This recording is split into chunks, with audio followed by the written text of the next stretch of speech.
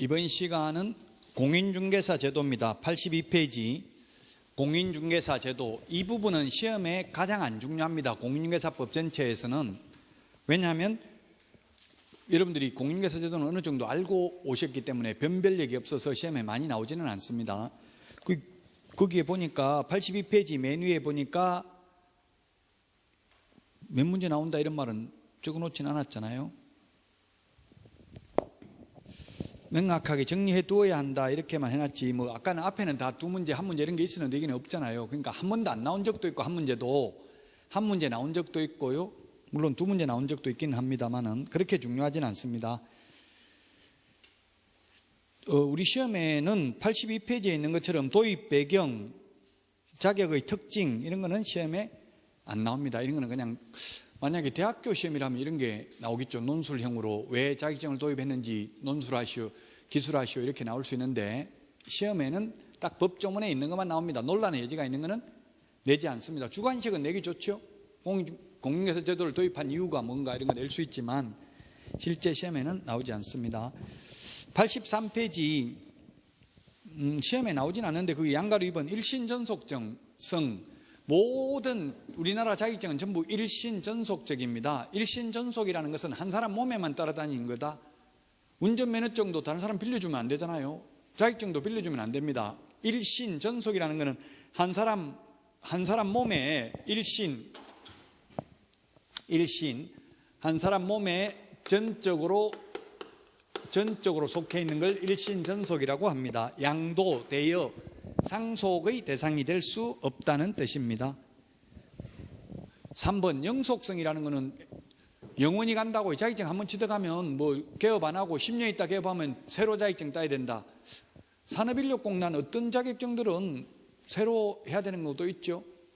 갱신해야 되는 거 이런 게 있는데 갱신제도가 없다고. 우리 공인중개사 자격증을 한번 따면 20년 있다 개업해도 상관없다 이 말입니다. 영속성, 영원히 가는 것이다. 실효성 뭐 이런 거 시험에 안 나오니까 그 정도만 하고요. 자, 이제 83페이지 맨 밑에 시험 시행기관입니다. 시험 시행기관은 특별시장, 서울특별시장, 광역시장, 도지사, 제주특별자치도지사 줄여서 시도지사라고 합니다. 시도지사가 시행하는 시험에 합격해야 됩니다. 역시 시험에는 안 나옵니다만은 세종특별자치시의 경우에는 세종특별자치시장 명의로 자격증 교부되는 게 아니라 충청남도 도지사 명의로 자격증 교부됩니다. 그래서 지방자치법상은 세종특별자치시도 광역자치단체에 해당된다고요. 17개인데 우리 공인중개사법상 세종특별자치시는 시군구에 해당된다고, 시도에 해당되는 게 아니고, 공법에 보면 아마 뭐 특광 이렇게 줄여가지고 특광도 이런 거, 특특 뭐 이런 거 말 많이 하는데 그게 무슨 말인지 법조문에 다 나와 있어요. 시도이사란 어떤 걸 시도이사라 한다 이렇게 용어쟁이가 다 되어 있으니까. 법제처 국가법령정보 어플 다운받았잖아요. 그거 보고 자꾸 법조문을 찾아보셔야 돼요. 그래야 기억에 오래 남습니다. 84페이지 메뉴에 판례 시험에 나온 적은 없는데요. 이게 판례가 뭐냐면 시험 시행기관이 시도지사이기 때문에 여러분들이 불합격했다고 산업인력공단 이사장을 상대로, 국토교통부 장관을 상대로 소송, 지금 여기는 국토교통부 장관을 대상으로 했을 것 같은데요. 옛날에 어렵게 냈다고 국토부 장관 시험 무효다 하고 소송 제기했는데 각하됐어요. 각하. 기각이 아니고 각하라는 건 아예 심사 대상이 아니란 이야기예요. 지금 시도지사한테 소송을 해야 되는데 엉뚱한 사람을 피고 적격이 없다 이 말 한마디 하고 들어가 버렸어요. 끝이에요. 그 소송하려면 여러분들은 경기도지사를 상대로 소송해야 됩니다. 불합격 취소해달라고. 시도지사가 원칙적인 시험 시행기관이기 때문에. 2번 예외입니다. 예외적으로 국토교통부 장관은 자격시험 수준의 균형 유지 등을 위하여 필요하다고 인정하는 때에는 대통령령이 정하는 바에 따라 직접 시험 문제를 출제하거나 시험을 시행할 수 있다.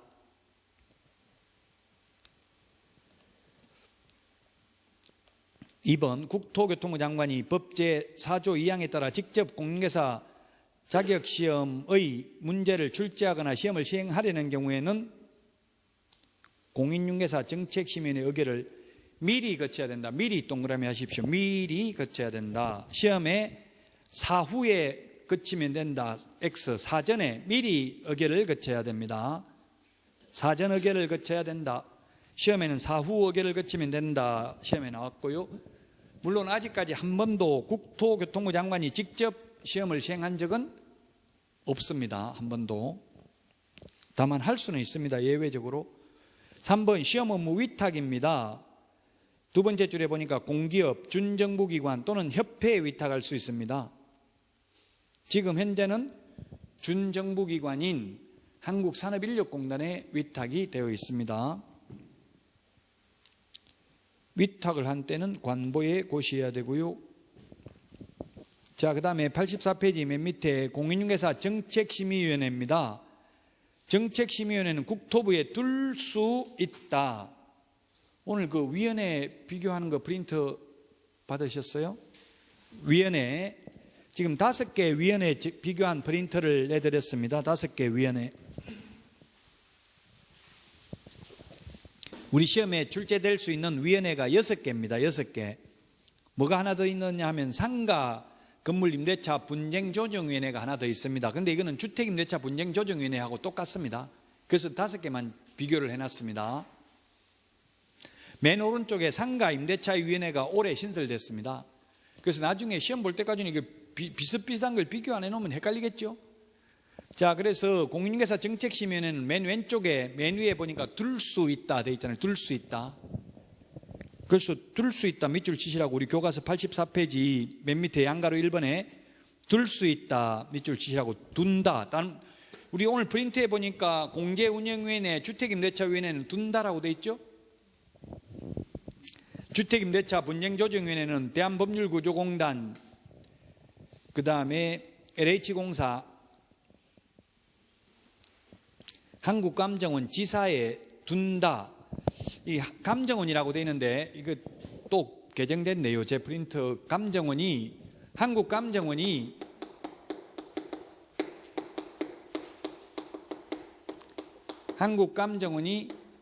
한국부동산원으로 바뀌었습니다. 한국부동산원. 그래서 감정원을 부동산원으로 고치십시오. 용어를 부동산원. 지금 인터넷에 아마 치보시면 될 거예요. 프린트 보고 있습니다. 프린트. 제가 내드린 프린트 한국감정원이 아니고 한국부동산원이라고요. 부동산원 지사에 둔다. 대한법률구조공단, 그 다음에 LH공사, 한국감정원 지사에는 둔다. 시도에는 둘 수 있다. 상가임대차위원회는 법무부에 둔다. 이런 식으로 비교를 해야 된다는 이야기입니다. 한국감정원이 한국부동산원으로 용어가 바뀌었습니다. 올해 바뀌었다고요. 저도 이 프린트 만들고 나서 바뀌어가지고 제가 발견을 못했는데 지금 읽어보니까 그 감정원이라고 돼 있죠. 그 부동산원으로 고치시고요. 자, 그 다음에 정책심의위원회에 둘 수 있는데 뭘 심의하냐면 그 맨 밑에 동그라미 1번 공인중개사의 시험 등 자격 취득에 관한 사항 밑줄 치시고요. 동그라미 1번 요거 하나만 따라야 됩니다. 시도의사는 요거 하나만, 나머지는 따를 필요가 없는데 요거는 따라야 된다.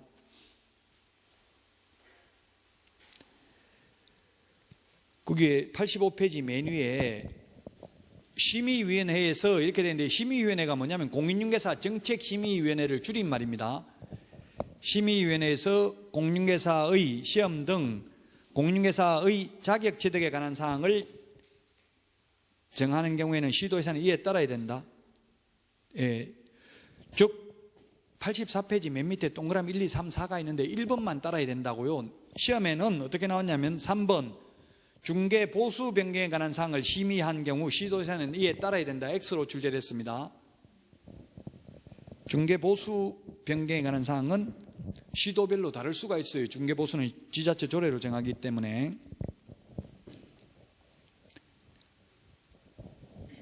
자, 그 다음에 85페이지 2번 심의위원회의 구성 및 운영인데 양가로 1번 심의위원회는 위원장 1명을 포함하여 7명 이상 11명 이내의 위원으로 구성한다. 자, 오늘 내드린 핵심 비교 정리 프린트 또는 이걸 암기 프린트 이렇게 부르겠습니다. 39번에 있습니다.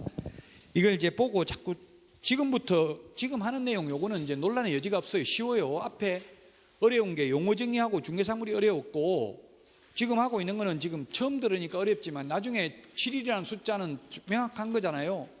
다툼의 여지는 없으니까 쉽다고요. 이거는 39번 보십시오. 39번에 보니까 동그라미 6번 밑줄 치십시오. 39번에 동그라미 6번. 39번에 동그라미 6번.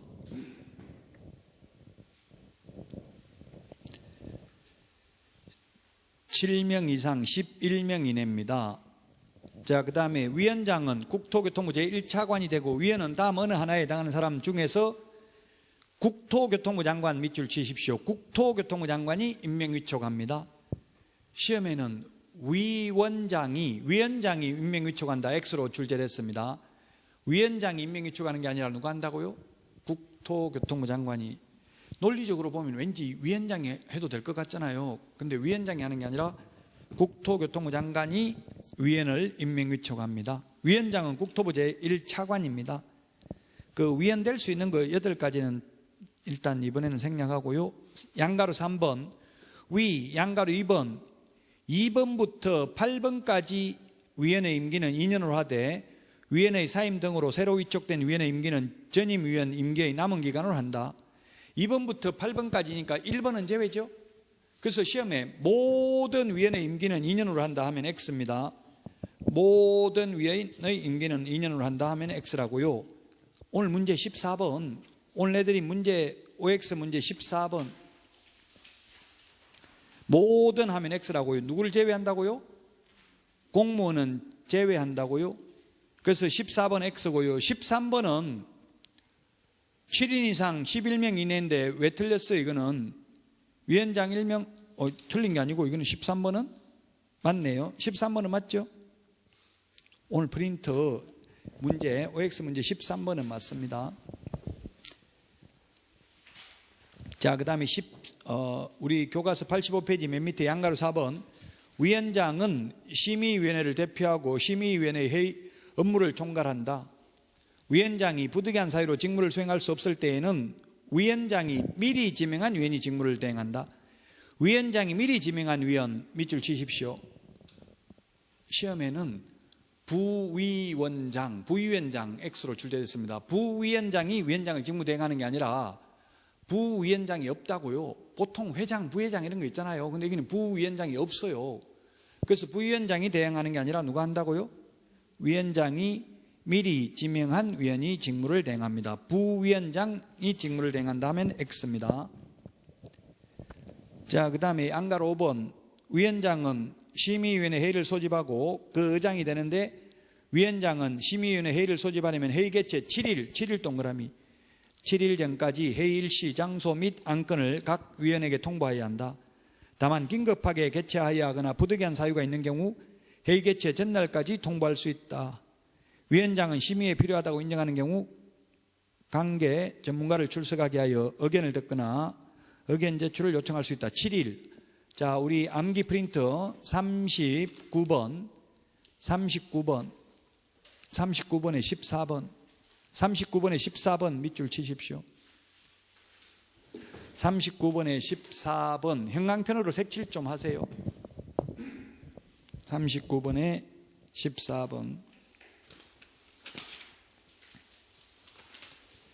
자, 그 다음에 86페이지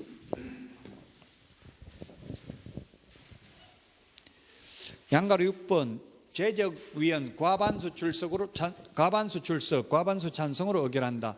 과반수 출석, 과반수 찬성. 모든 의결 정족수는 만약에 7인 이상 11명 이하인데 11명이면 과반수 6명 이상 출석, 6명의 과반수면 4명 이상 찬성하면 된다고요. 재적위원 과반수가 아니라 출석위원 과반수 찬성으로 의결합니다. 자, 그 다음에 3번, 위원의 제척, 기피, 회피, 해촉 등인데요. 이거는 아마 뉴스에 뭐 검찰총장 징계위원회 제척, 기피, 회피 3가지 다 나오더라고, 용어가. 자, 그러면 이게 뭐냐면 제척,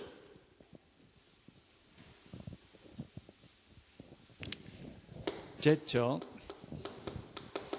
기피, 회피.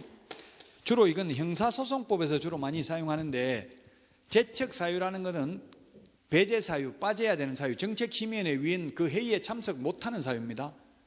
예를 들면 아버지가 판사인데 아들이 피고인으로 왔으면 아들 재판 아버지가 하면 안 되잖아요. 그 아버지는 빠져야 된다고, 그 재판에서. 그게 제척 사유입니다. 근데 빠져야 되는데 모르고 아들인 줄 모르고 안 빼줄 수도 있잖아요. 그럼 스스로 나 아들 도저히 안면 받쳐서 내가 재판 못하겠다, 회피해야 됩니다. 피해야 됩니다, 스스로. 근데 기피는 뭐냐면, 이거는 안건 당사자가, 즉 피고인이 저 판사 저거 옛날에 나하고 원수지간이었다, 나한테 불리하게 재판할 수 있으니까 빼달라, 그게 기피 신청입니다. 안건 당사자가 정책심의위원회 위원을 바꿔달라고 저 사람은 빼달라 요청하는 걸 기피 신청이라고 합니다.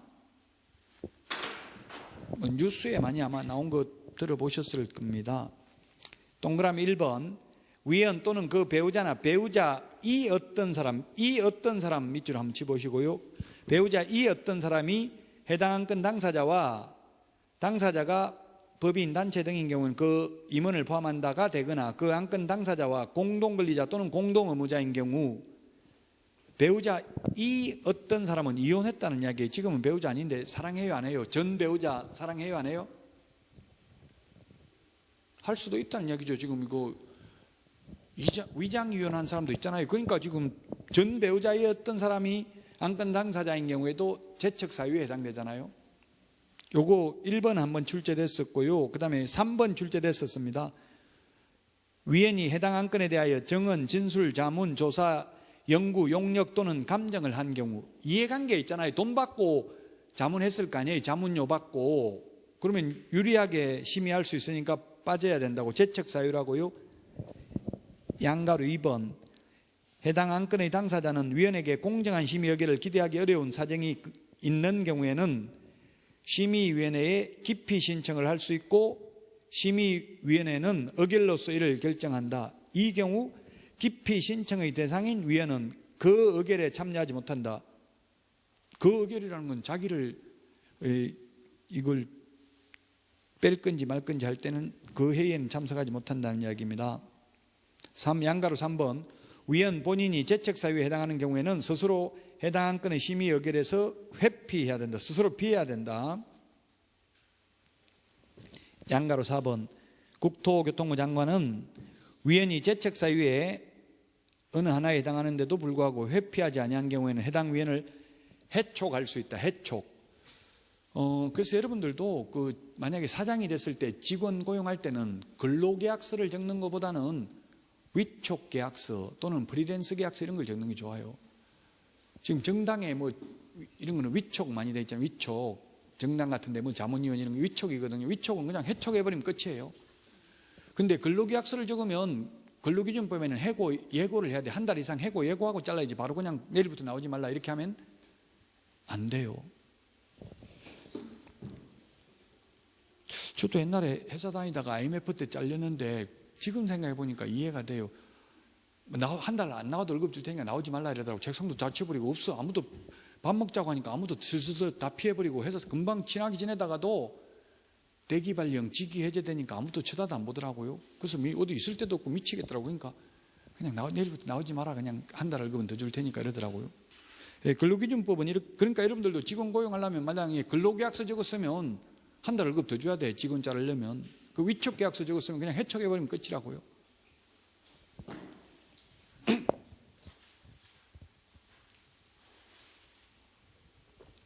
프리랜서 계약서, 위촉 계약서 이런 거 적으면 뭐 최저임금 이런 거 안 줘도 돼요. 지금 실장님들 거의 월급 없는, 지금 수도권에는 기본급이 좀 있어요. 그래도 직원으로 취직하면. 근데 비수도권 지역은 거의 월급이 없더라고요. 그냥 뭐 몇 대 몇 이런 거예요. 대부분. 자기가 한 거 몇 퍼센트 먹어요. 그래도 참아야 돼. 직원 하면서 돈 많이 벌기는 쉽지 않아요. 구조적으로. 그러면 일 배울 때까지는 참고 버텨야 된다고요. 여러분들이 1년만 취직해보고 개업하면 절대 안 망해요. 1년만 취직하면. 저도 1년 취직하고 개업했어요. 취직해가지고 배운 거 뭐 배웠냐면 청소하는 거 이런 것만 가르쳐 주더라고요. 저보다 8살 적은 여자 사장님이었는데 저 여자 화장실 또 잘못 들어갔다 오해받을까 봐 뭐 괜히 왜 남자가 여자 화장실 들어왔나 이런 소리 들을까 봐 청소를 안 했거든요. 그랬다가 사장한테 엄청나게 혼났어. 왜 여자 화장실 청소 안 했냐. 그래서 뭐 죄송합니다 이럴 때만, 혹시 사람 올까 봐 이럴 때만, 사람 오기 전에 일찍 와서 청소하면 되잖아 이러더라고요. 그래서 그 다음부터 일찍 가서 청소하고 이렇게 해서 그런 것만 가르쳐줘요. 일 배우는 게 그런 것만 배워준다고, 청소하는 거 이런 것만. 계약서 쓰는 거 이런 건 안 배워줘요. 계약서 쓰는 건 안 배워줘도 할 수 있는데, 이제 중요한 거는 배우는 게 뭐냐면 어떻게 클로징, 마무리 짓는지, 계약으로 연결시키는지 이런 게 중요한 거지. 법률 지식은 우리 시험 학교 간 사람이 더 잘 알아요. 지금 오래된 개업공개사보다 오히려. 그래서 어쨌든 가급적이면 취직을 해보는 게 좋고요. 젊은 분들은, 연세 드신 분들은 사실 솔직히 취직하기가 좀 어려워요. 사장이 자기보다 나이 많은 사람을 직원으로 쓰려고 잘 안 하거든요. 그러면 연세 드신 분들은 그냥 직원까지 같이 인수해가지고 실장까지 해도 되고요. 아니면 자격증 걸고 할 때는 많아요. 아까 바지 사장 모집한다고 했잖아요. 그 법인의 바지 사장은 위험한데, 법인 아니고 그냥 개인 사무소에 자격증 없고 옛날부터 잘하던 분들이 있어요. 그런 분들은 자격증 걸고 하라는 데 많거든요. 그런 데는 걸고 해도 돼요. 개인 사무소면 1층에 있고 개인 사무소면. 근데 1층이 아닌 2층, 3층에 있는데 이런 분들은 거의 사기꾼들이 많아요. 왜냐하면 손님이 2층까지 찾아 올라가는 경우가 거의 드물잖아요. 소위 워킹 손님이라고 하거든요. 길 가다가 그냥 들어오는 사람은 1층에 들어오지 2층까지 사무소 찾아 올라가는 사람 없겠죠. 그럼 2층에 있는 분들은 적극적으로 마케팅을 해야 되잖아요. 그래서 사기도 칠 수 있고 그렇다는 이야기. 2층에 있으면 막 손님 안 오니까 뭔가 막 가장 광고를 하고 이럴 개연성이 높다는 이야기예요. 어쨌든 그런 걱정은 하지 마시고 합격할 것만 생각하면 돼. 취직은 뭐 나중에 다 할 수 있어요. 못하면 저한테 이야기하세요. 제가 월급은 많이 못 받아도 어디 취직하기는 해드릴 수 있어요. 자, 그 다음에 87페이지입니다. 응시 자격인데 시험 못 보는 경우인데 원칙 시험 다 볼 수 있습니다. 국적 제한, 학력 제한, 나이 제한 없고요. 피성년 후견인, 피한정 후견인, 파산 선고받은 자, 신용불량자, 교도소에 복역 중인 자 다 시험 볼 수 있습니다. 시험 못 보는 거 오로지 두 가지입니다. 자격 취소되고 3년 미경과자, 부정행위하고 5년 미경과자입니다. 자, 자격 취소 3년 동그라미 하시고요. 우리 프린터 3년 46번에 동그라미 5번입니다. 밑줄 치놓으세요. 형광펜 가져다니면서 색칠하세요. 46번에 5번. 부정행위하면 5년간 시험 못 봅니다. 부정행위하면 5년. 부정행위하면 5년간 시험 볼 수 없다. 5년은 몇 번에 나와요? 41번에 1번이네요. 41번에 1번. 우리 프린터 41번에 1번 찾아서 밑줄 치시라고요. 다음 주부터 형광펜 노란 거 이런 거 좀 가지고 오세요. 그거 가지고 밑줄 치시면 돼요.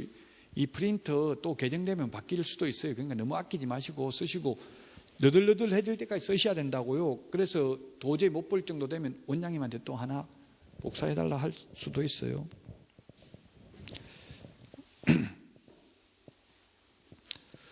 제가 다니는 학원 중에서는 우리 그 학원처럼 이게 원장님처럼 인품이 훌륭한 데는 저는 아직 보지는 못했어요.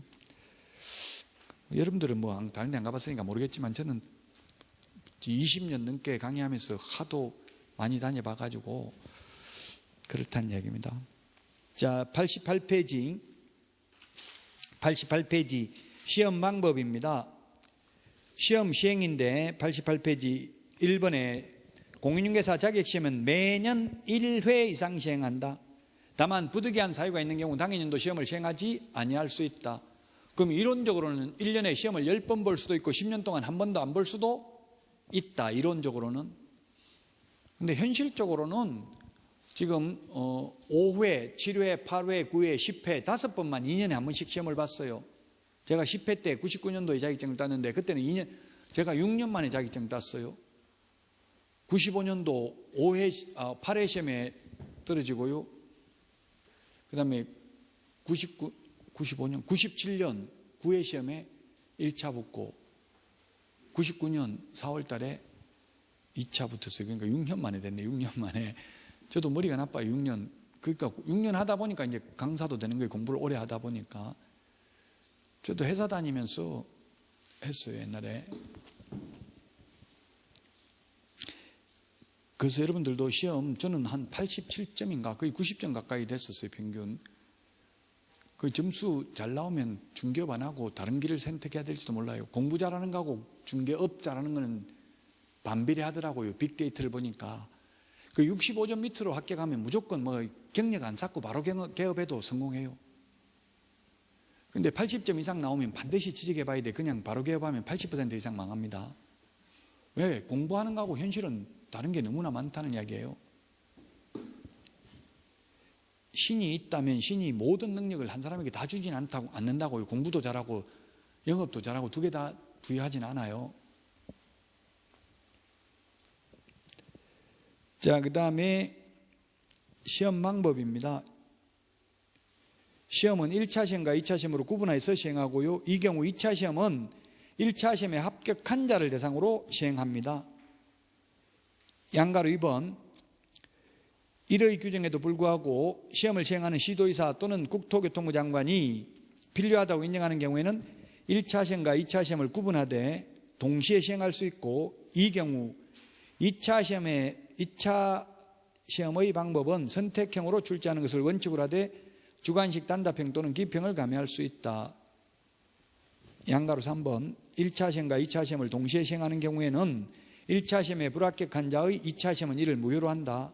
4번, 1차 시험은 선택형으로 출제하는 것을 원칙으로 하되 주관식 단답형 또는 기평을 가미할 수 있다. 양가로 5번, 2차 시험은 논문형으로 출제하는 것을 원칙으로 하되 주관식 단답형 또는 기평을 가미할 수 있다. 이게 뭐냐면 1차는 객관식, 2차는 주관식으로 보는 게 원칙이라고요. 근데 1, 2차 같은 날 동시에 볼 때는 2차도 1차 시험 방법에 의해서 객관식으로 본다 이 말이에요. 시험에는 잘 안 나와. 이게 다 알고 있는 거니까. 그래서 지금 유일하게 1, 2차 구분된 것 중에서 2차도 객관식으로 시험 보는 거는 공인중개사 시험밖에 없어요. 뭐 직업상담사, 심지어 주택관리사, 뭐 행정사, 법무사, 감정평가사 다 2차 시험은 주관식이에요. 그런데 우리는 같은 날 동시에 본다고요? 그럼 우리 시험은 수험생들의 편의를 위해서 같은 날 동시에 보는 게 아니라 접수 인원이 너무 많기 때문에 주관식으로 내놓으면 채점하려면 1년 걸려요. 1년. 그래서 그냥 2차도 같은 날 보고 객관식으로 내고 있다는 이야기예요. 지금 이때까지 합격한 공인중개사가 48만 명, 개업을 한 개업공개사가 11만 명, 작년에 원서 접수한 사람이 34만 명입니다. 지금 수능 보는 사람이 지금 50만 명도 안 돼요. 40몇 명밖에 안 되는데 우리가 34만 명 원서 접수해 놓고 실제 2차 시험까지 본 사람은 7만 5천 명밖에 안 돼요. 그 회마다 원서만 접수하는 분들이 많다는 이야기예요. 그 누구냐면 중개업계에 종사하는 실장님들, 해마다 보조원을 있으니까 그 자격지심을 많이 느끼거든요. 돈 버는 데는 크게 지장은 없는데 근데 왠지 무시당하는 것 같고 자격증 없으면 스스로 자격지심을 느낀다고요. 그러니까 이게 꼭 따야 되겠다 이런 마음은 있다고요. 근데 원서 접수해 놓고 또 돈 벌어야 되니까 바쁘고 하다 보니까 시험 못 보고 이런 분들이 굉장히 많아요. 그래서 2차 시험까지 실제 응시한 분은 7만 5천 명밖에 안 되는데 원서 접수한 사람은 30만 명이 넘었다고요. 지금 국회에 상대평가 법안이 발의되어 있어요. 야당 의원 9명, 여당 의원 1명 해서 10명이 발의해놨는데 통과될지는 모르겠지만 그래서 언젠가는 상대평가가 될 수도 있다. 왜냐하면 기득권을 가진 협회, 지금 현 협회 회장이 그 슬로건이 뭐였냐면 상대평가 도입하겠다. 그래가 당선됐거든요. 그래서 물론 상대평가 하더라도 당장 되는 건 아니고요. 5년 이상 유예기간은 둡니다. 근데 상대평가 굳이 법 발의 안 해도 지금 현행법으로도 상대평가 가능해요. 2차는 원칙이 상대평가잖아요. 그냥 시험 날짜만 다른 날 봐버리면 된다고요. 따로 법 안 만들어도. 지금 같은 날 보고 있기 때문에 객관식으로 보고 있거든요. 지금 현행법에서도 상대평가 가능합니다. 지금 9회 때 8회 때 다 상대평가였어요. 9회 8회 제가 시험 봤을 때 상대평가. 그때는 얼마 뽑는다 했냐면 2년에 3,000명 뽑는다고 했어요. 3,000명 선발. 3,000명 선발한다고 하면 선발 예정일을 미리 공고할 수 있거든요. 그럼 60점 넘어도 불합격할 수도 있어요. 자, 시험의 일부 면제입니다. 88페이지 맨 밑에 3번. 1차 시험에 합격한 자에 대해서는 다음 회자 시험에는 잘 안 나오지만 모의고사에 많이 나오니까 다음 회의 시험에 하나여 1차 시험을 면제한다. 회 X, 회 O. 기출문제 나온 적은 없고요. 모의고사용으로 많이 나와요, 이게. 왜냐하면 시험은 매년 1회 이상 시행하잖아요. 1회 이상. 1회 이상이니까 올해 시험을 10번 볼 수도 있어요. 그러니까 다음 해가 아니라 다음 해가 아니라 다음 회라고 있죠. 발음도 잘 못하겠는데 어쨌든 시험은 1년에 10번 볼 수도 있고 10년에 한 번 볼 수도 있잖아요. 이론적으로는. 그래서 다음 회의 시험에 31회 합격하신 분은 32회 시험에 하나여 1차 시험을 면제합니다.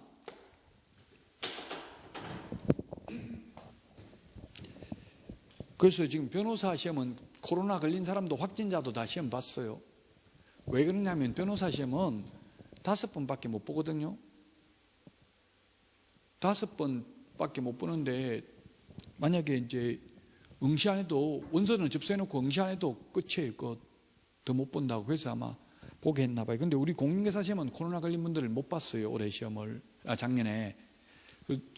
소송을 안 해서 그렇죠. 그 사법고시는 변호사 시험은 헌법재판소에 소송 제기해가지고 시험 다 봤어요. 자, 그 다음에 89페이지 시험 과목이 있는데 4번. 시험 과목은 시험에 안 나옵니다. 왜냐하면 여러분들 월요일부터 금요일까지 듣는 게 시험 과목이에요. 그래서 상법이 시험 범위냐 민법이 시험 범위냐 이런 건 시험 낼 수가 없겠죠. 변별력이 없으니까.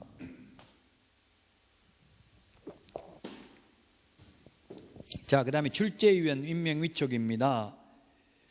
시험 시행기관장은 부동산 중개 업무 및 관련 분야에 관한 학식과 경험이 풍부한 자 중에서 시험 문제의 출제, 선정, 검토 및 채점을 담당할 자를 임명 위촉한다. 시험 시행기관의 장이 합니다. 시험 시행기관의 장 밑줄. 2차 과목은 주어를 조심해야 돼요. 주어를. 예를 들면 공법 같으면 국토교통부 장관, 시도지사, 시장군수구청장 또는 시장군수 이런 말들 있죠. 그런 걸 조심해야 된다고. 도시계획 위반 결정은 시장군수가 하지 구청장은 못하잖아요.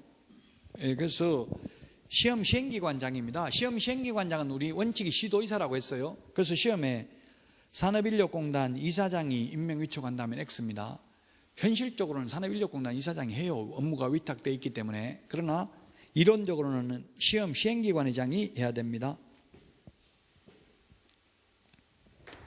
양가로 2번 출제위원으로 임명 위촉된 자는 시험 시행기관의장이 요구하는 시험 문제의 출제, 선정, 검토 또는 채점상 유의사항 및 준수사항을 성실히 이행해야 된다. 각서적습니다. 출제위원 들어가면 출제위원 들어갔다는 말 영원히 하지 않겠다. 문제 유출하지 않겠다. 지금 출제위원 사무실이 어디 있냐면 부산의 구포에 있어요. 부산의 구포. 지금 왜 이거 알려드리냐 하면은 부산 구포에 있는 걸 옛날에 시험 보기 전에 누가 국토부에 민원을 넣어가지고 시험 문제 어렵게 내면 국토교통부 폭파하겠다. 시험장 폭파하겠다. 이렇게 해가지고 시험 볼 때 그 금속 탐지기 가지고 조사하고 그랬어요. 왜냐면 그렇게 협박 전화가 왔는데 또 그걸 대비를 안 해가지고 사고 나면 책임 물을 수 있잖아요. 그러니까 엄청나게 돈 많이 들어갔어요, 그때. 그래서 제가 그 학교 폭파한다니 말고 구체적으로 출제위원이 있는 구포에 있는 건물 폭파하겠다 이렇게 하면 더 무서울 거 아니에요. 그 구체적으로 알고 있구나 이 사람은. 이렇게 생각하겠죠. 산업인력공단은 구포에 있고요. 그 유퀴즈인가 거기 보니까 수능 출제위원은 콘도 얻어가지고 수능 출제위는 500명, 600명 돼요. 굉장히 많아요. 수능 출제위는 한 과목에 뭐 30명씩 출제위원, 검토위원 30명 이렇게 돼요. 근데 공인중개사 출제위원은 민법 같은 건 9명, 학계로는 5명 출제위원 들어갔어요. 그 들어갔던 주변 교수님하고 제가 박사학위 받을 때 지도교수님이 출제위원 지금도 들어가요. 그리고 이창석 교수님이 제 그 논문 심사위원장이었는데 이창석 교수 아마 여러분들이 학계론 그 계보에도 나오잖아요. 안정건 이창석 교수, 일본수 공부한 이창석 교수, 미국수 공부한 안정건 교수 이런 분들도 나오는데 그 이창석 교수도 출제위원장 들어가셨었어요. 그래서 그분들하고 이야기하면서 출제위원 들어가면 어떻게 하냐. 물어보니까 그러더라고요. 알몸으로 들어가야 되는데 아무것도 못 가져간대요. 물론 휴대폰 가져가기는 가요. 가져가는데 거기 인터넷도 할 수는 있는데 밖으로는 못하게 그렇게 막을 수 있나 봐요. 그 안에서만 인터넷 찾을 수 있고 밖으로 이메일도 못 보낸대요. 다 차단돼 있고.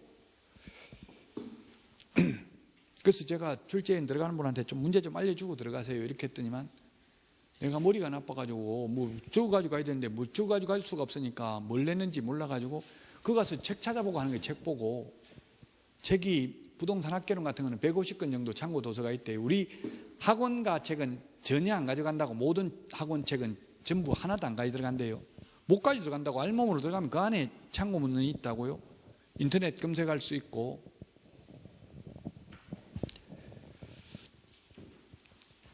그래서 서약서를 적는데 준수사항을 성실히 이행해야 되고요. 양가로 3번 출제위원 및 시험 업무 등에 종사하는 자에 대해서는 예산의 범위 안에서 수당 및 여비를 지급할 수 있다. 얼마입니까? 6퀴즈에 물으니까 그 사람은 안 가르쳐 주더라고. 출제위원 뭐 섭섭하지 않을 만큼 받는다 이러던데, 저는 금액 정확하게 물어봤어요. 출제위원 얼마 받냐 물어보니까 하루에 30만 원 받는다 하더라고요. 그러면 수능은 한 달 정도 합숙하는데 우리는 이거 2주 정도 합숙해요. 500만 원 정도 받는데, 그래도 열흘이면 300만 원이잖아요. 거의 500만 원 정도 받고, 또 대학 교수들은 학교에서 월급 나오고 출장비 받고 학교 수업도 안 해요. 왜냐하면 공식 출장 명령서 받아가지고 총장한테 보고하고 출장 가니까 학교 수업도 안 하고 가서 놀고, 출제를 2주 동안 계속 출제하는 게 아니잖아요. 출제 한 일주일 정도 해놓고, 일주도 안 걸려. 한 2, 3일만 출제해놓고 맨날 고수업 치고 놀고 이렇게 한다더라고. 그럼 이제 그 작년에 시험 봤던 분들이 50명 정도 그 뭐라고 하지, 그 난이도 조절하기 위해서 아마 산업인력공단에 가보면 그게 체험단 모집해가지고 있어요. 그 지역별로 연령별로 전국에 있는 사람을 다 모집하나 봐요. 수험생 합격하신 분들. 그래가지고 그분들 봐가지고 난이도 조절도 한다고요. 그래서 난이도 조절을 누가 하냐면 통계학과 교수가 해요. 빅데이터 전공한 교수들이. 이렇게 한 문제 어렵게 내면 몇 명 정도 합격자 나오겠다 이걸 예상을 한다고요. 그래가지고 그분들이 한 50명 정도 되는데 작년에 합격했던 분들 한 80만 원 정도 받는다 하더라고. 일주일 정도 합숙하고. 80만 원인가?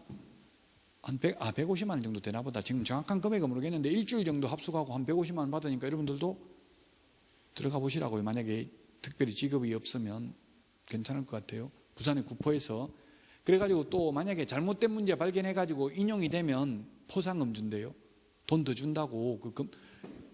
그 들어가서 난이도 조절하는데 본 수험생들, 그 수험생들이 다 골라낸대요. 그 학개론 우리 학원에서는 이렇게 안 배웠는데요. 이렇게 하면은 무조건 그런 문제 다 뺀대요. 학개론 출제하는 교수 5명 들어갔는데 5명이 10문제씩 낸대요. 10문제씩. 그럼 50문제잖아요.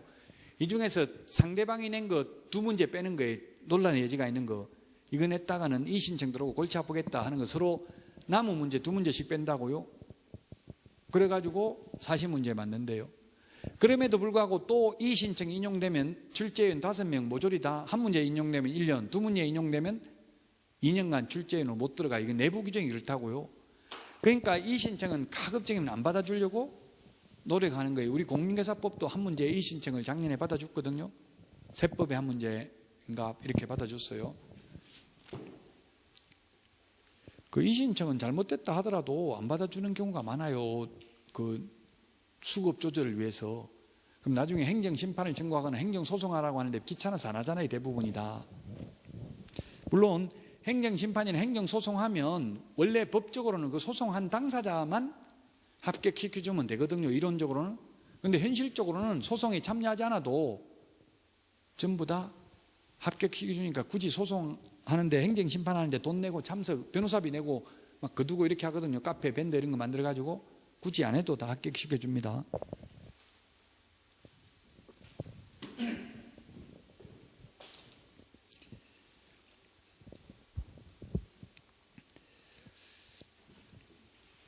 자, 그 다음에 출제위원 징계입니다. 출제위원.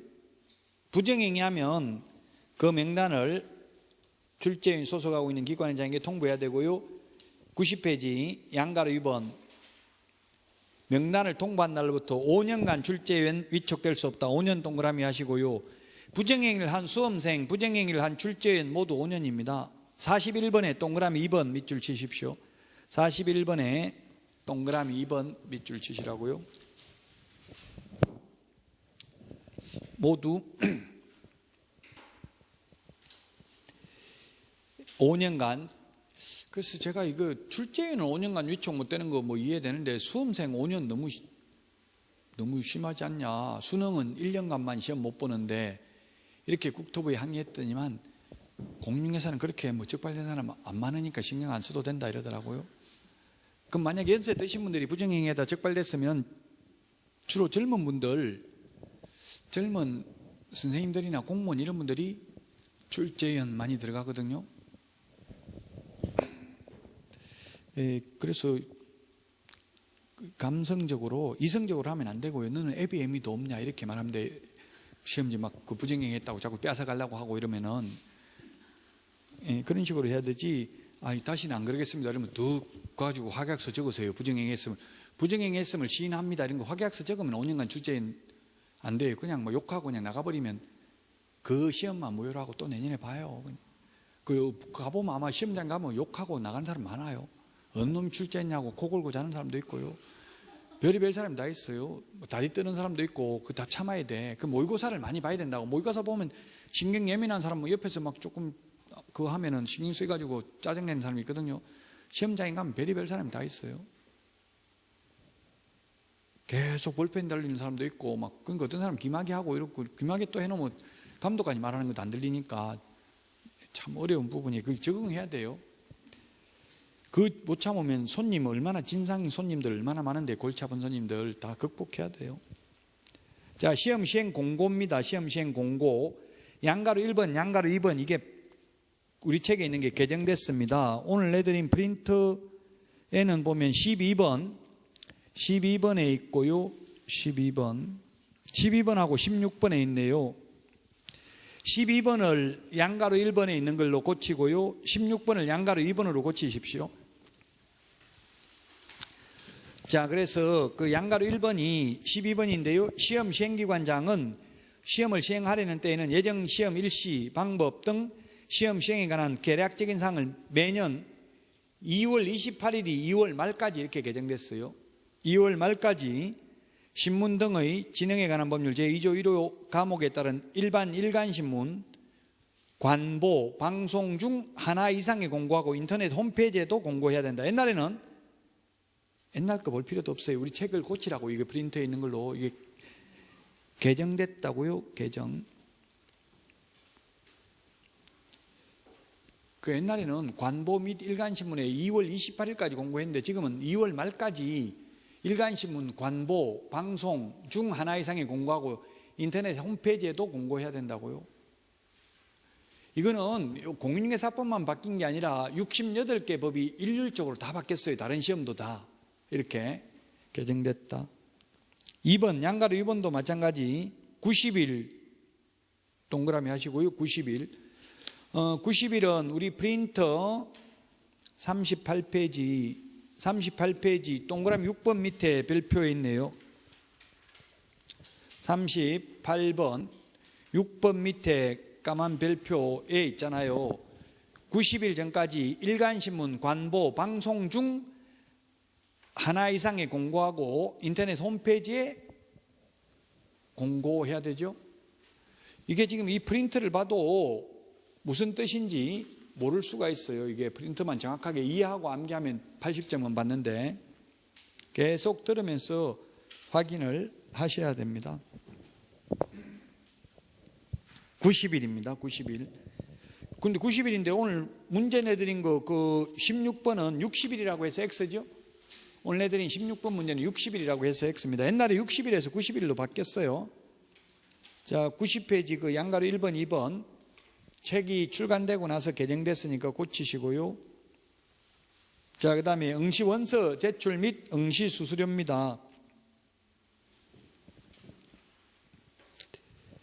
국토교통부령이 정하는 응시수수료를 내야 되고요. 그 다음에 양가로 2번 시도의사가 실시하는 시험에 응시하려면 시도조례가 정하는 수수료 내야 됩니다. 근데 산업인력공단에 위탁되어 있는 경우에는 위탁받은 자가 위탁한 자의 승인을 얻어서 결정 공고하는 수수료를 납부해야 됩니다. 지금 현재는 그 위탁되어 있기 때문에 현재 28,000원 냅니다. 1, 2차 같이 보면 28,000원 이런 건 시험에 안 나와요. 위탁받은 자가 위탁한 자의 승인을 얻어서 결정 공고하는 수수료를 낸다, 이렇게만 기억하고 있으면 됩니다. 이 말도 요 프린트 2장에 이제 다 있다고요. 52번 프린트 52번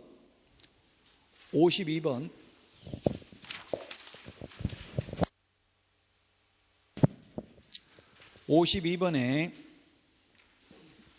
동그라미 9번에 있네요. 52번에 동그라미 9번.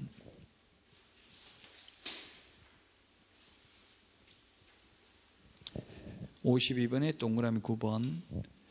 자, 그 다음에 양가로 3번 전부 다 돌려주는 거. 과온합한 경우 잘못해가지고 초과해서 냈으면 초과해서 낸 거 다 돌려주고요. 2번 시험 시행기관의 기책 사유로 시험 응시하지 못한 경우 32번 시험 봤는데 아직까지 한 번도 이런 경우는 없었습니다. 화재가 발생해서 지진이 발생해서 코로나가 창궐해서 시험 못 보는 경우 없었다고요. 아직까지 한 번도. 작년에 코로나 있어도 시험 봤잖아요. 3번 시험 시행일 10일 전까지 원서를 취소하는 경우 전부 또는 일부를 반환하는데, 이게 다시 그 구체적인 거는 우리 책에 좀 헷갈리게 되어 있는데, 구체적인 거는 91페이지 동그라미 5번에 있네요. 동그라미 5번. 동그라미 5번하고 동그라미 4번인데, 자, 동그라미 1번, 2번은 했고요. 3번을 보면 3번 91페이지 맨 위에 3번 접수기간 내에 접수를 취소하는 경우 5일간 접수 받는다고 했죠. 첫날 접수했다가 마지막 날 시험 안 본다고 하면 다 돌려줍니다. 돈 냈던 거. 근데 동그라미 4번 원서 접수 마감일 다음 날부터 7일이 경과한 7일 이내에 접수를 취소한 경우에는 60% 돌려줍니다. 우리 암기 프린트 39번에 있죠. 39번에 보면은 39번에 동그라미 8번에 있네요. 39번에 동그라미 8번. 8번 맞아요? 39번에 동그라미 8번 9번에 있죠. 원서 접수 마감일 다음 날부터 7일 이내에 접수를 취소하면 60%, 7일이 경과한 날부터 시험 시행일 10일 전까지 취소하면 50%, 100분 50을 돌려줍니다. 합격자 결정이네요. 합격자 결정. 합격자 결정.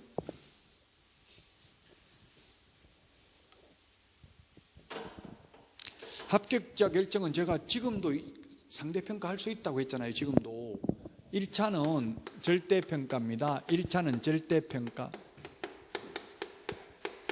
1차는 무조건 40점 밑으로 과락 없으면 평균 60점 이상이면 합격입니다. 2차는 원칙 절대평가입니다. 그래서 올해는 절대평가 원칙대로 하니까 1, 2차 모두 40점 밑으로 과락 없이 평균 60점이면 합격입니다. 올해는. 근데 이론적으로는 예외적으로 상대평가를 할 수도 있고요. 상대평가를 할 수도 있고, 최소 선발 인원이나 최소 선발 비율을 공고할 수도 있다.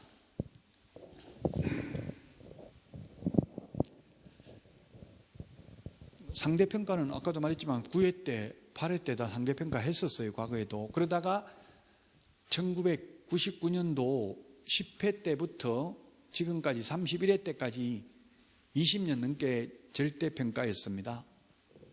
제가 절대평가되고 나서 합격했어요. 옛날에 어려워서 떨어지다가 10회 때. 저는 14회 때 2번, 15회 때 어려웠잖아요. 14회 때도 3만 명 정도 나왔거든요. 합격자가. 저도 합격했어요. 쉬우니까. 제가 강의하면서 봤거든요. 강의하면서 합격하기가 쉽지 않아요. 공부 하나도 안 하고 봤으니까. 합격한 사람들은 전부 공부 하나도 안 하고 봤다고 하죠. 전부 합격하고 나면. 그 말을 믿으면 안 돼요. 근데 저는 진짜 자격증이 있기 때문에 안 했어요. 굳이 합격할 필요는 없잖아요. 근데 그냥 공인중개사법 알고 있으니까 2차는 점수 나오고 그 1차도 과락은 면하고 이렇게 해가지고 재수로 합격하면 하기는 했어요. 자, 상대평가 할 수도 있고요. 최소 선발인원, 올해 최소 10,000명 선발한다 이렇게 했는데 60점 이상인 자가 2만 명 나왔어요. 그럼 2만 명 모두 다 합격입니까? 아니면 10,000명만 합격입니까? 최소 10,000명 뽑는다 했는데 60점 이상 2만 명 나왔다고요. 2만 명 모두 다 합격이다. 아니면 10,000명만 합격이다? 2만 명 모두 합격입니다.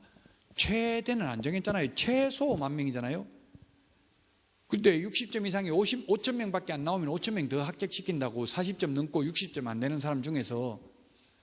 근데 최소 10,000명 뽑는다고 했으면 최대는 규정이 없기 때문에 60점 이상 다 뽑는 거예요. 물론 아직까지 한 번도 최소 선발 인원이나 최소 선발 비율을 공고한 적은 없다. 아직은 없습니다. 92페이지 합격자 공고입니다. 합격자 공고해야 되고요. 자격증 교부는 93페이지 양가로 1번 양가로 1번 1월 이내에 자격증 교부합니다. 1월 이내에 1월 이내인데 시험에 2월 이내에 자격증 교부 X로 나왔어요. 45번 우리 프린터 45번에 암기 프린터 45번에 동그라미 1번에 있네요. 형광펜 가지고 색칠하세요. 45번에 동그라미 1번에 있죠. 1월 이내에 자격증을 교부해야 된다. 이론적으로는. 현실적으로는 12월 첫째 지금 다 자격증 다 받았어. 지금 이미 다 받았죠. 당연히. 실질적으로 일주일 안에 다 내줍니다. 자격증. 근데 이론적으로 늦어도 한 달 안에 내주라는 이야기지 한 달 있다 주라는 뜻은 아니죠. 1월 이내에 교부하라는 이야기입니다. 양가로 2번 자격증 교부대장은 전자적 처리가 불가능한 특별한 사유가 없으면 전자적 처리가 가능한 방법으로 작성 관리하여야 한다.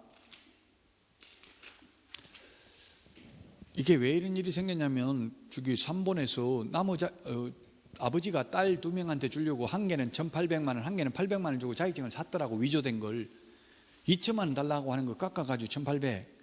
또 두 번째 사니까 1,000만 원 해준다 했는데 또 200 깎아가지고 800에 샀어요. 그래가지고 개업까지 했어요. 위조된 자격증 가지고. 옛날에 전산화가 안 돼 있을 때는, 지금은 전자적 처리가 가능한 방법으로 작성 관리되니까 제가 등록을 저도 여러 번 해봤는데 제 주민등록번호 입력하니까 바로 자격증 언제 땄는지 다 떠요. 그래서 이제는 등록 신청할 때 자격증도 제출하지 않습니다. 우리 암기 프린터 51번에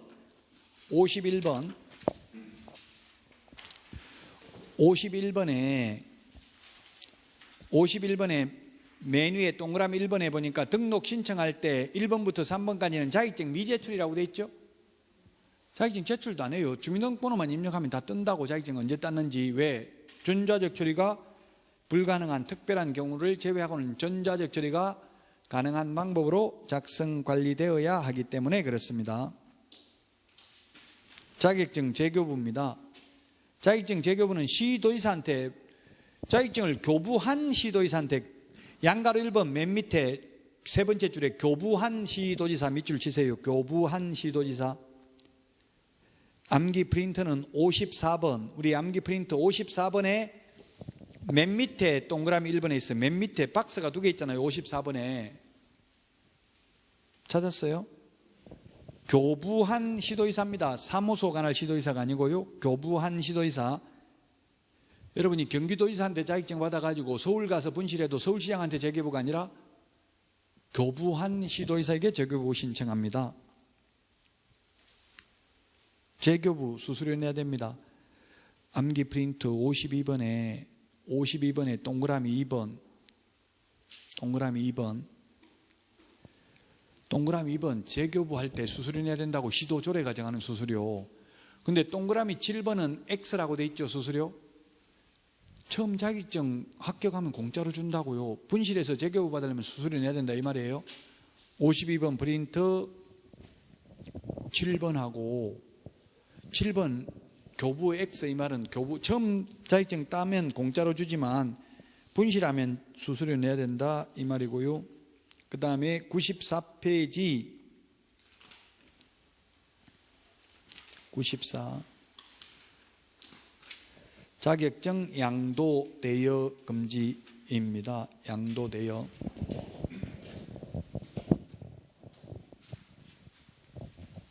자격증이든 등록증이든 모두 일신전속적이니까 모두 다 양도 대여 안 됩니다. 양도 대여 안 된다. 양도 대여한 자, 양도 대여한 자, 양수 대여받은 자, 즉 빌려준 사람, 빌린 사람, 빌려준 사람, 빌린 사람 모두 다 동일한 행정 형벌입니다. 동일한 행정 형벌이 1년 이하 이전액이나 1,000만 원 이하의 벌금입니다. 1.1이 우리 프린트 오늘 내드린 거 암기 프린트에 1.1 이런 게 있을 거예요. 그 1.1이 1년 이하 이전액이나 1,000만 원 이하의 벌금이라는 뜻입니다. 빌려준 사람이나 빌린 사람이나 똑같다고요. 1년 이하 이전액이나 1,000만 원 이하의 벌금. 근데 빌려준 사람이나 빌린 사람이나 동일한 행정 처분이다 하면 X입니다. 즉 자격증을 빌려준 사람은 자격 취소되지만 자격증이 없어서 빌린 사람은 취소될 자격증이 없잖아요. 그래서 빌린 사람은 행정처분 대상이 아니다. 자격 취소를 행정처분이라고 그래요. 그래서 빌려준 사람은 자격 취소되지만 빌린 사람은 자격 취소될 자격증이 없잖아요. 그래서 행정처분 대상은 아니다. 빌린 사람은, 빌려준 사람만 자격 취소된다는 뜻이고요. 자, 그 다음에 96페이지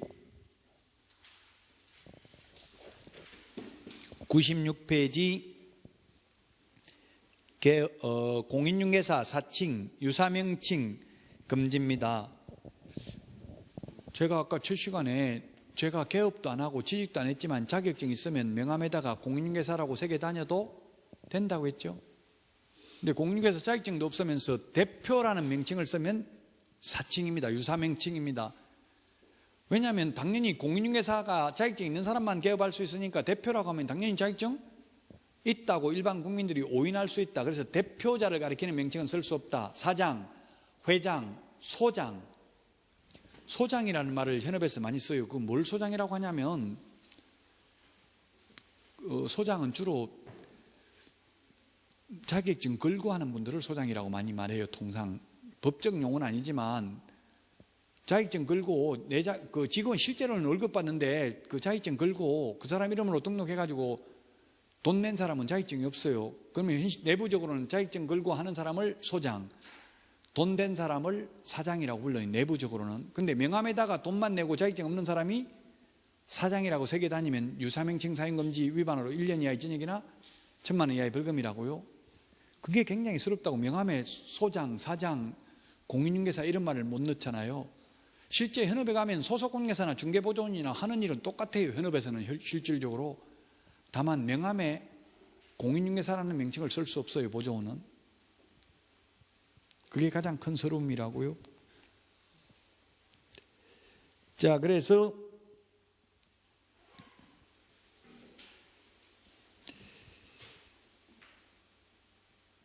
거기 동그라미 2번에 보면 있네. 동그라미 2번에 동그라미 2번 판례가 있고요. 그래서 판례 대표자라는 명칭은 자격증 없는 사람은 대표자라는 명칭은 사용할 수 없다. 그게 97페이지 메뉴에 문제 보니까 1번이 답인데 그 2개월 이내에 자격증 교부해가지고 X지. 아까 1개월이라고 했죠? 이런 식으로 출제됐다고 했잖아요. 제가 왜 자꾸 기출문제를 말씀드리냐 하면은 출제에 들어갔던 분 2주 동안 합숙하는데 거의 일주일 가까이 교육받는 게 기출문제 범위 내에서 출제해라. 기출문제 범위 내에서 이 말은 작년에 냈던 문제를 똑같은 문제 5개 내라는 뜻이 아니라 그 범위 내에서 그 기출문제를 다 이해하고 있으면 풀 수 있는 문제를 내라는 얘기예요. 똑같이 5개 지문 똑같은 건 절대 안 나옵니다. 작년에 나왔던 거. 그렇지만 1개 지문은 똑같은 거 많이 나와요. 5개 지문 중에 1개씩은 잘 많이 섞여서 나온다고요. 그게 96페이지 맨 밑에 판례 1번이 대표자라는 명칭을 쓰면 안 되고 자격증 없는 사람은, 그 다음에 2번은 무슨 판례냐면은 개업공개사가 아닌 자가 부동산, 카페, 발품 부동산 이런 거 부동산이라는 말을 쓰면 안 된다. 간판에 자기 등록 안 한 사람은. 그런 판례입니다. 오늘 제 진도, 교과서 진도는 여기까지 나가고요. 아마 강의 계획서 여기까지 나간다고 해놨어요. 일단 다 알든 모르든 2달마다 진도는 다 끝내야 돼요. 그러면 이 교과서 폐지 해가지고 나누기 8주 만에 끝내잖아요. 그렇게 보시면은 거의 지금 하루에 80페이지 이상 나가야 돼요. 하루에 80페이지 이상. 지금 650페이지예요. 650페이지. 8864잖아요. 8864. 그러니까 알든 모르든 한 주에 80페이지 나간다고요. 아마 그럴 거예요. 결석하고 수업 안 들으면 진도 하나도 안 나갔다가 수업 안 듣고 어디 갔다 오니까 뭐 100페이지 넘게 나가 있고 그래요. 인생은 뜻대로 잘 안 되는 경우가 많아요. 들어보면 와서 맨날 헛소리만 하는 것 같고 안 들으면 진도 엄청나게 나가고 이렇다고요. 그러니까 여러분들은 알든 모르든 끝까지 그냥 한번 시험 볼 때까지 버티고 모든 수업은 안 빠지고 한번 다 들어보세요. 그러면 제가 볼 때 90% 이상은 합격합니다. 지금부터 수업 안 빠지고 다 들으면. 자, 문제 오늘 내드린 것 중에서 안 푼 문제가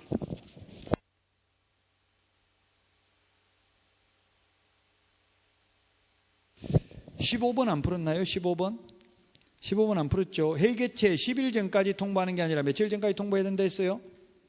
7일 전까지 부득이한 사유가 있으면 회계체 전날까지 통보해야 됩니다. 그래서 15번 X고요. 16번은 60일이 아니고 90일이라서 X고요. 그 다음에 17번은 자격 취소되면 5년이 아니고 3년간 자격증을 취득할 수 없고요. 18번은 2개월이 아니라 자격증 교부 얼마라고 했어요? 1개월이네였죠. 19번은 사후 의결을 거쳐야 되는 게 아니라 사전 의결을 거쳐야 된다. 장관이 직접 시험을 출제하려면. 전부 기출문제 지문들이에요. 이게 지금. 그래서 계속 반복된다고요. 자, 그 다음에 20번 원서 접수 마감일 다음 날부터 7일 이내에 접수를 취소하면 60%고 7일이 경과한 날부터 시험 시행일 10일 전까지 접수를 취소하면 50% 돌려줍니다. 시험 보기 일주일 전에 취소하면 한 푼도 안 돌려줘요. 이게 취소한 인원에 대해서만 추가 접수를 받는다고 했잖아요. 올해 취소 한 명도 안 하면 추가 접수 없어요. 아마 처음에 지금 첫 마음은 빨리 공부 열심히 하겠다 싶은데 가면 갈수록 자꾸 그게 마음이, 우리 작심삼일 이런 말도 있잖아요. 가면 갈수록 의지가 박약해지는데, 그래서 여러분들 너무 무리하지 말고요.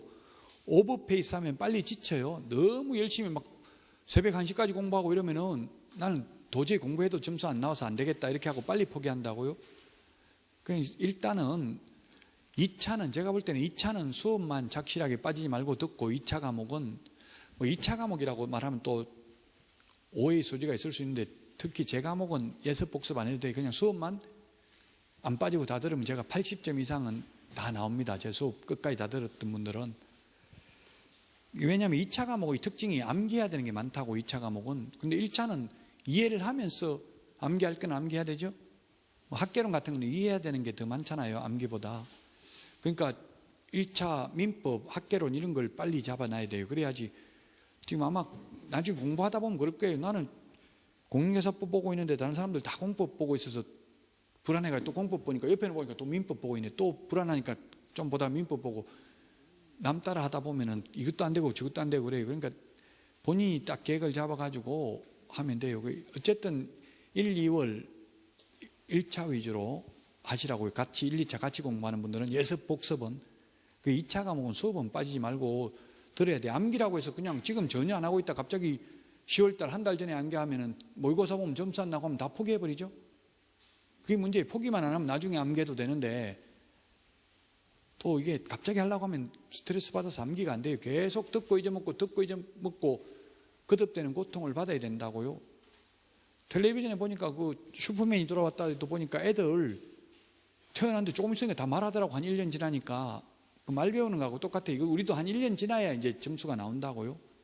처음에는 당연히 점수 안 나와요. 지금은 이거 OX 문제 풀어보니까 알 것 같죠. 다음 일주일 있다가 또 풀면 또 하나도 몰라요. 다 잊어먹고. 그게 당연하고 인지상정이라고요.